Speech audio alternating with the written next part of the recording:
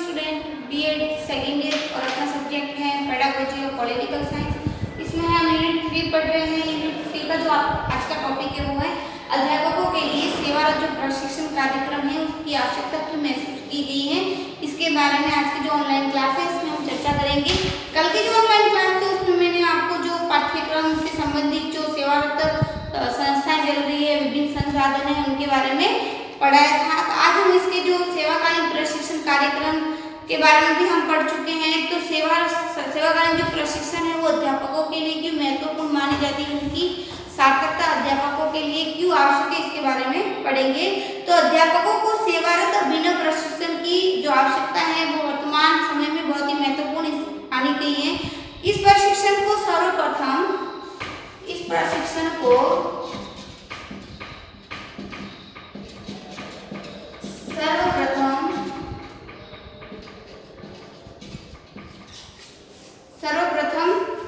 सन 1904 में जो समिति थी, नाम था लॉर्ड कर्जन्स डिल्यूटेशन द्वारा, लॉर्ड कर्जन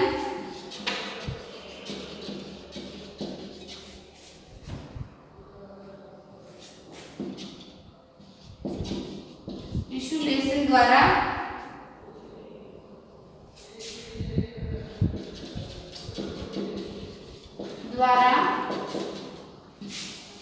लॉर्ड कर्जन्स डिस्ट्रीब्यूशन द्वारा मान्यता कर भारत की शिक्षा में सम्मिलित किया गया।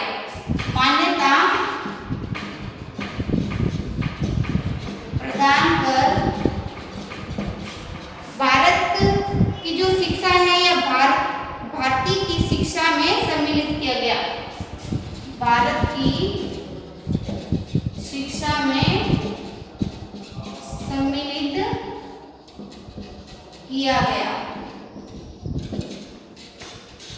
इसकी जो शुरुआत हुई थी प्रशिक्षण कार्यक्रम की वो थी सन 1904 में लॉर्ड कर्जन द्वारा भारतीय की शिक्षा नीति में इसको सम्मिलित किया गया। भारत की जो शिक्षा नीति है उसमें सम्मिलित किया गया। फिर उसके बाद में 1952-53 में जो उसके बाद जो मुदालियर कमीशन आया था वो आया था 1952-53 में। उसके बाद सन 1952-53 में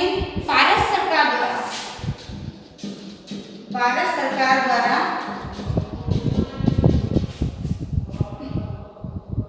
मुदालियर कमीशन की नियुक्ति की गई। मुदालियर कमीशन की नियुक्ति की गई। कब की गई? 1952-53 जो मुदालियर कमीशन आया था उसके तहत इस कमीशन में विशेष संस्तुतियों द्वारा सरकार के समक्ष विशेष प्रकार की नीतियों की चर्चा की गई। इसके कारण सेवाकालीन प्रशिक्षण को विशेष फैलाव हुआ। इसी के कारण जो सेवाकालीन प्रशिक्षण है इसमें विशेष नीति बनाएगी, इसमें उसके लिए विशेष नियम निर्धारित किए गए। यह सेवाकालीन प्रशिक्षण माध्यमिक शिक्षा के शिक्षकों के लिए स्थापित किया गया। सबसे पहले किनके लिए किया गया? माध्यमिक शिक्षा के शिक्षकों के लिए सर्वप्रथम ये माध्यमिक शिक्षा के जो शिक्षक हैं उनके लिए आयोजित किए जाना लगा। इस प्रकार एनसीईआरटी ने कक्षा तक शिक्षण में गति प्रदान करने के लिए एक्सटेंशन सर्विस विभाग द्वारा जो एनसीईआरटी है उन्होंने एनसीईआरटी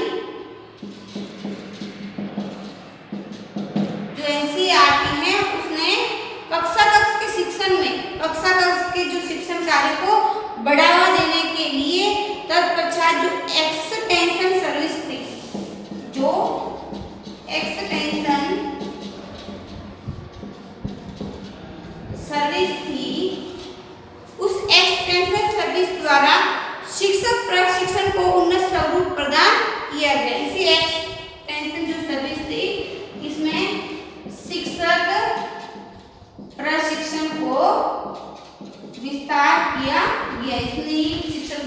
कार्यक्रम को आगे बढ़ाने में अपनी भूमिका निभाई। उसके बाद राज्य सरकारों ने अपने अपने राज्यों में सन 1953 में, उसके बाद जो राज्य सरकार थी, इसके बाद मुदालिया कमीशन के बाद राज्य सरकारों ने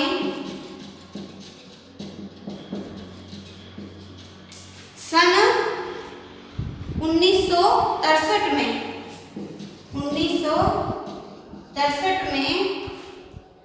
जो state institute of education, state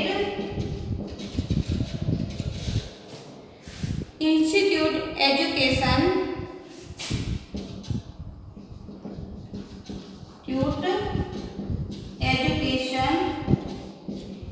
जो स्टेट इंस्टीट्यूट एजुकेशन है की स्थापना की गई। सभी राज्य सरकारों ने 1963 में स्टेट इंस्टीट्यूट एजुकेशन संस्थान की स्थापना की गई। इसके अंतर्गत प्राथमिक शिक्षकों का प्रशिक्षण पूरे भारत राज्य स्तर पर दिए जाने लगा। इसके तहत जो प्राथमिक स्तर के शिक्षक हैं, जो प्राथमिक स्तर के शिक्षक के प्रशिक्षण की व्यवस्था की गई, जो कि कहाँ गई? पूरे भारत के तहत, पूरे भारत के तहत इसके शिक्षकों के प्रशिक्षण की व्यवस्था पूरे भारत में राज्य स्तर पर दिए जाने लगा। पूरे भारत में राज्य स्तर पर राज्य सरकारें इन शिक्षकों के जो प्राथमिक शिक्षक हैं लेवल के, उनके प्रशिक्षण की व्यवस्था की गई। वर्तमान समय में ISIC के द्वारा जो वर्तमान समय है,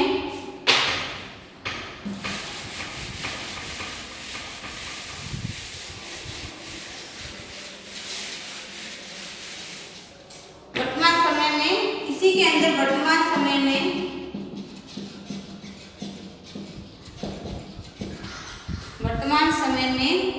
जो SIE है, उस SIE ने राज्य शिक्षा संस्थान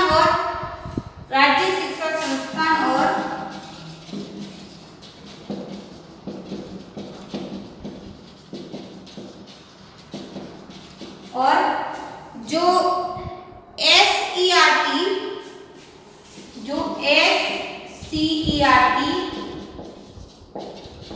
है, एक NCERT एक SCCERT है, उसके द्वारा राज्य शिक्षा अनुसंधान एवं अध्यापक प्रशिक्षण परिषद प्रदेश, राज्य शिक्षा, इसका पूरा नाम है राज्य शिक्षा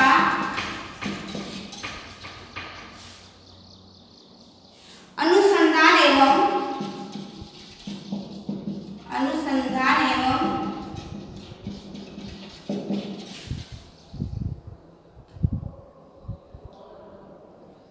अध्यापक प्रशिक्षण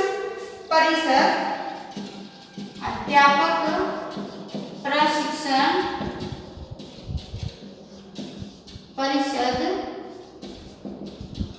प्रदेश, जो अध्यापक प्रशिक्षण परिषद प्रदेश स्तर पर सेवाकालीन प्रशिक्षण की व्यवस्था की गई। प्रदेश स्तर पर सेवाकालीन प्रशिक्षण की व्यवस्था की गई। इसके बाद में जो वर्तमान समय में जो SIE है, राज्य शिक्षा संस्थान, और जो राज्य शिक्षा अनुसंधान एवं अध्यापक प्रशिक्षण परिषद, जिसका नाम है SCERT, इसके द्वारा जो वर्तमान सेवाकालीन प्रशिक्षण परिषद है, उसके द्वारा मुख्य अभिकरण एजेंसी मानी जाती है। ये क्या है? सेवाकालीन प्रशिक्षण की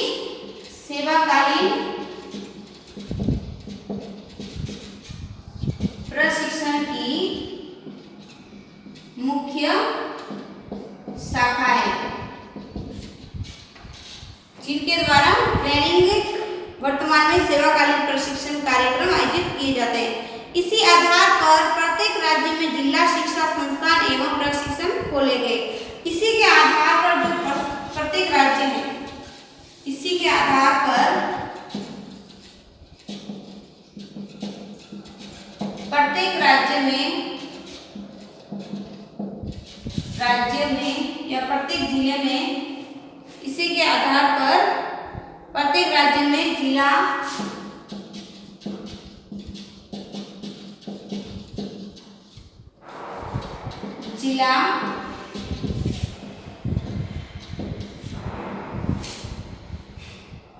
जिला शिक्षा संस्थान एवं जिला शिक्षा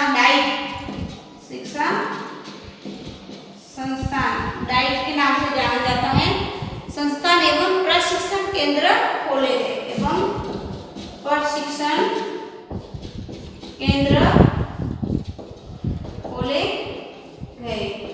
जो एनसीईआरटी राज्य शिक्षा संस्थान और जो एससीईआरटी है उसके द्वारा आज वर्तमान समय में इसकी मुख्य शाखा मानी जाती थी। इसी के आधार पर जो प्रत्येक राज्य में आज जो डाइट केंद्र खोले गए हैं, जिला शिक्षा संस्थान एवं प्रशिक्षण केंद्र खोले गए हैं जो जिला स्तर पर कार्य करते हैं। जो किस पर कार्य करते हैं? ये जिला स्तर पर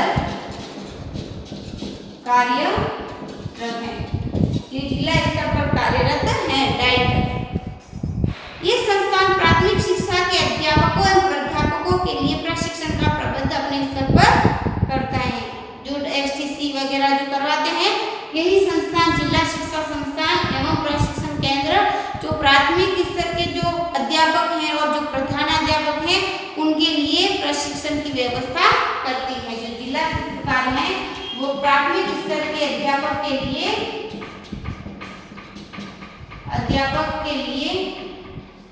वो जो प्रधानाध्यापक हैं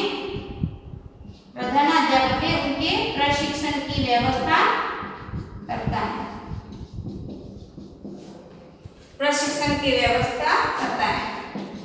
इसके द्वारा वर्तमान में जिला शिक्षा संस्थान केंद्र परिषद जो जिला स्तर पर कार्यरत रहते हैं, जिसको हम डाइट के नाम से भी जानते हैं, ये प्राथमिक स्तर के जो अध्यापक है, जो प्रधानाध्यापक है, उनके प्रशिक्षण कार्य की व्यवस्था करता है।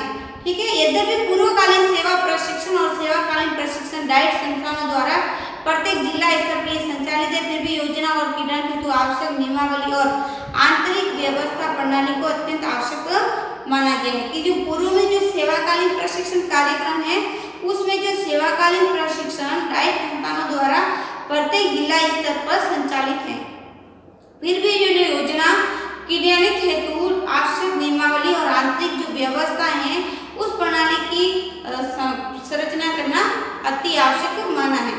वास्तविकता में सेवाकालीन प्रशिक्षण किसी भी अध्यापक को शिक्षण व्यवस्थाएं अपनाने के लिए पूर्ण योग्य बनाता है। जो सेवाकालीन प्रशिक्षण है वो अध्यापन कार्य को रुचिपूर्ण बनाने के लिए वह जो अध्यापक को शिक्षण व्यवसाय को एक सरलतम माध्यम बनाने के लिए, उसको पूर्ण योग्य बनाने के लिए अपनी महत्वपूर्ण भूमिका निभाता है।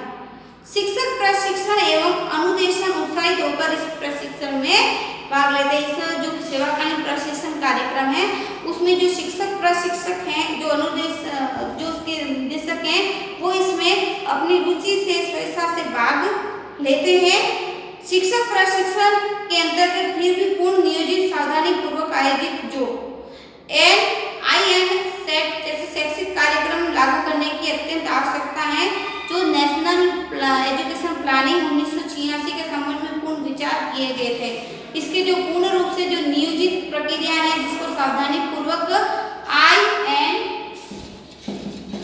INSCT द्वारा जो शिक्षा समिति है वो कार्यक्रम लागू करने की अत्यंत आवश्यकता है। जो राष्ट्रीय शिक्षा नीति जो अभी बनी है, सबसे पहले 1968 में बनी थी, 1986 में बनी, अब 1920 में बनी है। तो 1986 की जो राष्ट्रीय शिक्षा नीति प्लान है उसके अंतर्गत जो निम्नलिखित विचार प्रस्तुत किए गए हैं, उन विचारों के बारे में कल की जो ऑनलाइन क्लास है उसमें हम चर्चा करेंगे। आज की ऑनलाइन क्लास में आपका हार्दिक स्वागत था। कल हम इसके नेक्स्ट जो 1986 की जो शिक्षा नीति बनी थी उसमें क्या क्या प्रावधान थे उसके बारे में अध्ययन करेंगे। धन्यवाद।